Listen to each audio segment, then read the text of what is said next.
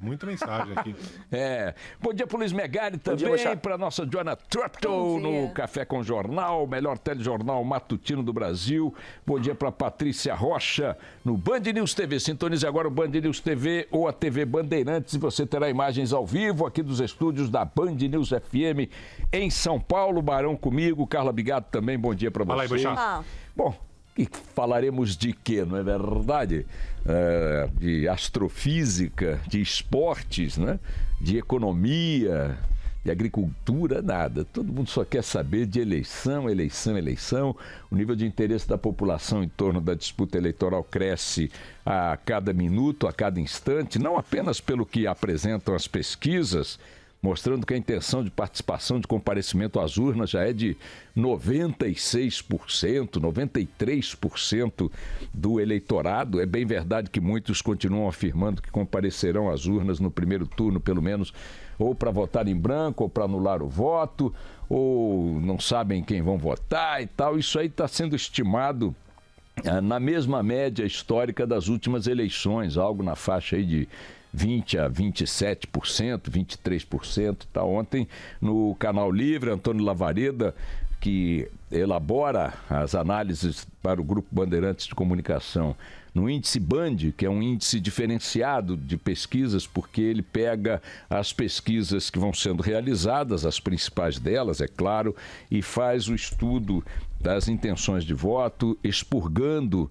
votos nulos, brancos e indefinidos, e a partir dos votos já definidos, ele projeta os índices da eleição. Este é um índice mais realista, mais enxuto, né, porque retira, portanto, baseia-se, portanto, apenas nos votos válidos, nos votos já manifestados pelos eleitores nas principais pesquisas do país. Hoje pela manhã, acaba de ser divulgada mais uma pesquisa do grupo BTG Pactual, é um grupo financeiro, é um banco, e que usa o Instituto FSB para fazer suas pesquisas. E nessas pesquisas, alguns números são bem distintos já daquela pesquisa divulgada na última sexta-feira à noite pelo Datafolha. Segundo o índice do BTG Pactual, Bolsonaro vai para 33% das intenções de voto. 33% é um número que ele jamais conseguiu nas demais pesquisas. Sai de 30% na pesquisa anterior do próprio BTG, vai para 33%. Importante chamar a atenção de que o BTG já vinha trabalhando com patamares bem mais expressivos para a intenção de voto no Bolsonaro do que as demais pesquisas.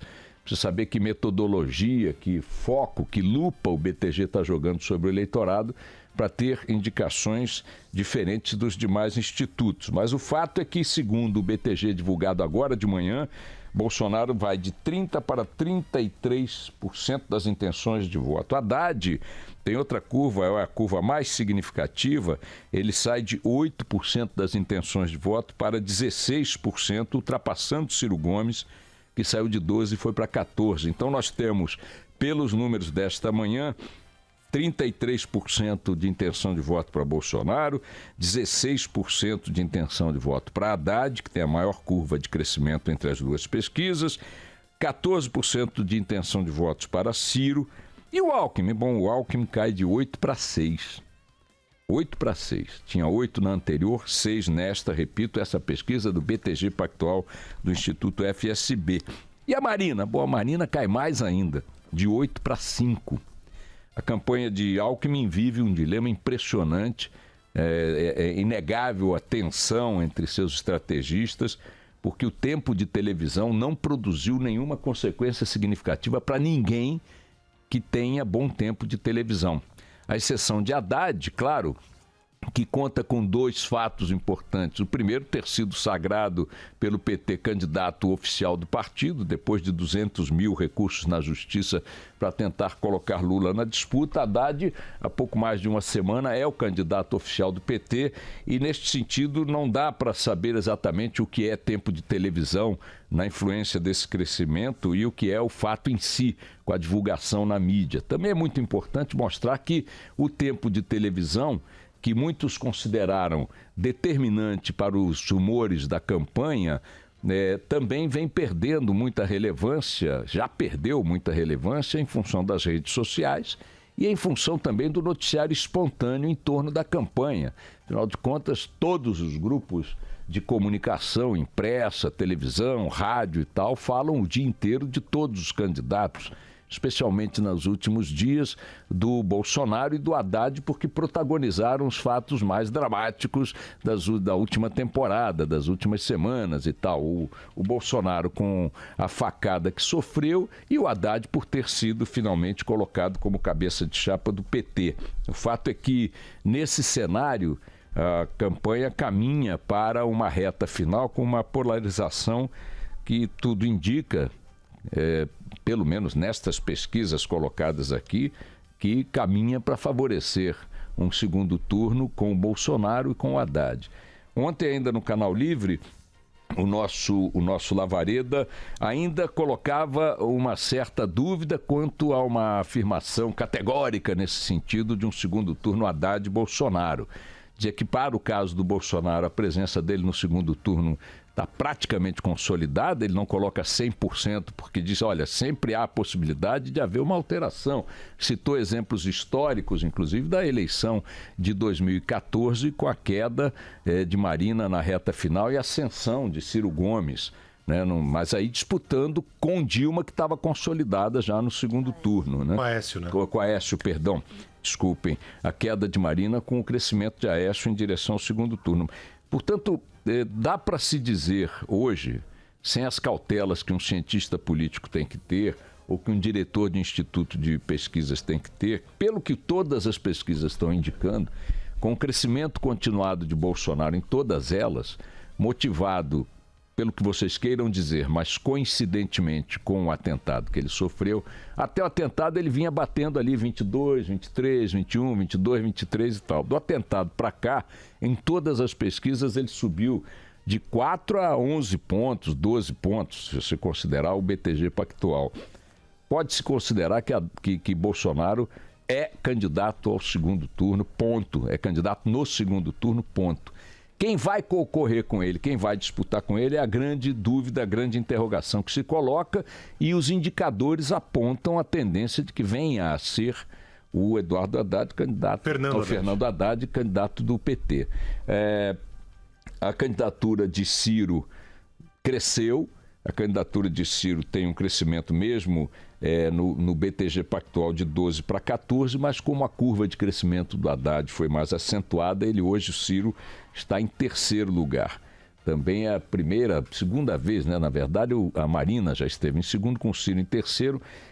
Depois que a Marina despencou e que o Ciro colocou-se em segundo lugar, esta é a primeira vez que uma pesquisa, se eu não estou falando uma bobagem, vejamos aqui, ele estava empatado tecnicamente com o Datafolha, com Alckmin no Datafolha, mas agora já está em segundo lugar, em terceiro lugar, já com o Haddad à frente dele por 2 pontos nessa pesquisa do BTG.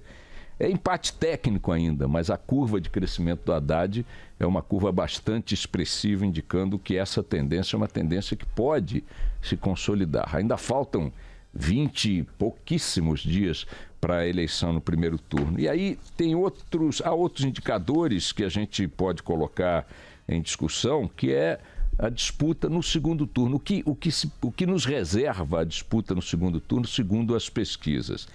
Esta pesquisa do BTG é a primeira que coloca o Bolsonaro vitorioso em todos os confrontos, exceto em relação a Ciro, onde ele continua empatando tecnicamente em 42%. Então, só para deixar claro, essa pesquisa divulgada agora de manhã, ela tem 2 fatos diferentes das demais. O primeiro deles, Bolsonaro vai a 33 pontos. Nenhuma outra pesquisa lhe deu esse índice até agora. Como não tinha dado sequer os 30 da pesquisa anterior desse mesmo grupo. O segundo dado importante ou diferente desta pesquisa é que quando vai para o segundo turno, ele ganha de todo mundo e empata com Ciro Gomes. Ele ganha de 46 por 38 do Haddad, ele ganha de 43 a 36 do Alckmin e ele ganha de 48 a 33 da Marina. Ou seja, vantagens bastante significativas de Bolsonaro em relação a Haddad, Alckmin e Marina no segundo turno. E empate, repito, em exatos 42% em relação a Ciro Gomes. Se nós tivermos uma eleição no segundo turno que coloque Haddad e Bolsonaro na disputa pela presidência da República como candidatos finais, estaremos diante do pior cenário que poderíamos ter, tanto para a direita quanto para a esquerda, para o eleitor brasileiro. Porque estas são as duas candidaturas que a direita e a esquerda são vistas como as mais extremas, as mais na ponta desse espectro ideológico, desses espectros ideológicos. O brasileiro se verá, aquele brasileiro que está no centro do eleitorado, que sempre foi determinante para decidir eleições ao longo da história do Brasil. Todas as eleições no Brasil foram vencidas em função de uma tomada de posição do eleitor de centro. A própria primeira vitória do Lula, depois de várias tentativas lá atrás, foi uma vitória que ele conquistou dizendo para a classe média, dizendo para o eleitor de centro, através da Carta aos Brasileiros, que ia trabalhar fora daquele receituário histórico que se atribuía a ele, que de fato o PT defendia, que era um receituário mais radical, de esquerda, etc. e tal. Quando ele sinalizou para a classe média, para o eleitor médio de centro, que ele pretendia ser um Lula moderado, um Lula conciliador e tal, ele conquistou essa fatia importantíssima e decisiva do eleitorado. Todas as eleições no Brasil foram decididas em função da posição tomada pelo eleitor de centro. Ele é que definiu o jogo final.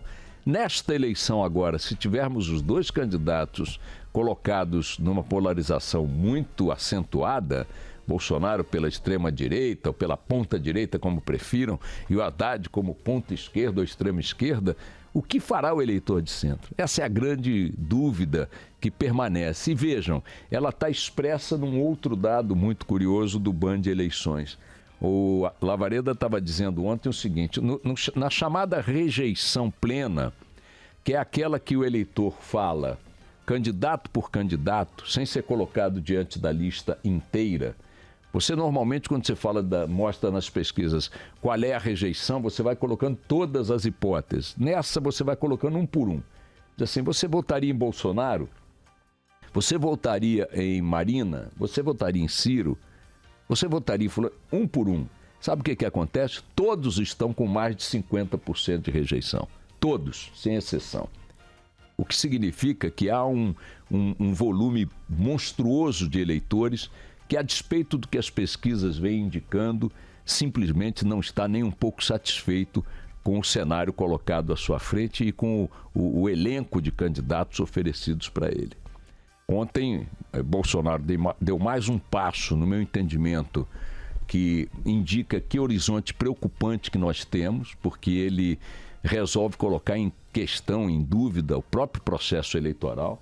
Repete um pouco a tática de Donald Trump na reta final da campanha nos Estados Unidos, que ele acabou vencendo contra Hillary Clinton. Você deve se lembrar que ele escandalizou todo mundo nos Estados Unidos quando colocou em dúvida a lisura do processo eleitoral americano. O Bolsonaro agora faz a mesma coisa, sugerindo que, se perder, terá sido vítima de uma fraude, o que é de uma leviandade absoluta, típica de outras leviandades dele e de outros candidatos. Essa campanha está marcada pelo cinismo, pelas falsas promessas, pelas palavras de ordem, de efeito emocional, vou fazer, vou acontecer.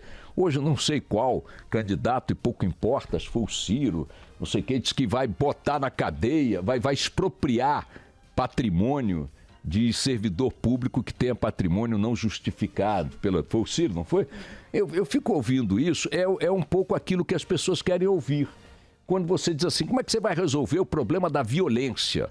Isso é um problema gravíssimo, tá certo? Aflige a sociedade brasileira inteira nos grandes centros e até em cidades médias. Aí você pergunta para um cara que vai presidir o Brasil, como é que você vai resolver o problema da violência? Aí diz, vou matar os bandidos todos, vou botar... E não tem como executar isso. Como é que você vai resolver o problema dos venezuelanos? Vou fazer um campo de refugiados, meter uma cerca e botar eles dentro? Não pode, não é assim que vai funcionar. Como é que você vai resolver o problema da economia? Vou expropriar, fazer acontecer, vou tirar o dinheiro, o patrimônio dos servidores que tiverem mais patrimônio do que possam. Quem tira não é o presidente. Quem define a questão dos venezuelanos não é o presidente. São regras, são leis internacionais, às quais o Brasil está preso por acordos e tudo mais. É a questão humanitária. Quem resolve o negócio da violência não é dizer que vai matar todos os bandidos, porque nem que se quisesse não se conseguiria.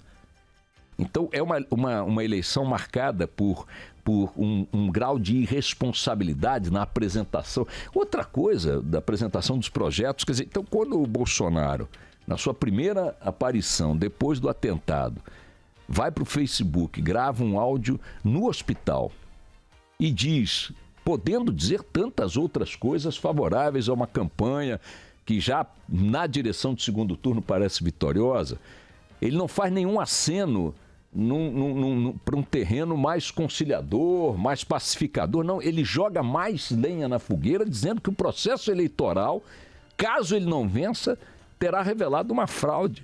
É de uma leviandade, de uma irresponsabilidade absoluta, estando as pesquisas apontando ele crescentemente como vitorioso do primeiro turno e agora, mais do que antes, vitorioso no segundo também. Por que um cara que está pretendendo comandar um país com 208 milhões de pessoas, que é uma democracia, com todos os defeitos, mas é uma democracia, coloca esta democracia em xeque ao dizer que, se perder, terá sido fruto de uma fraude? O que ele está querendo inserir na discussão política, na discussão eleitoral?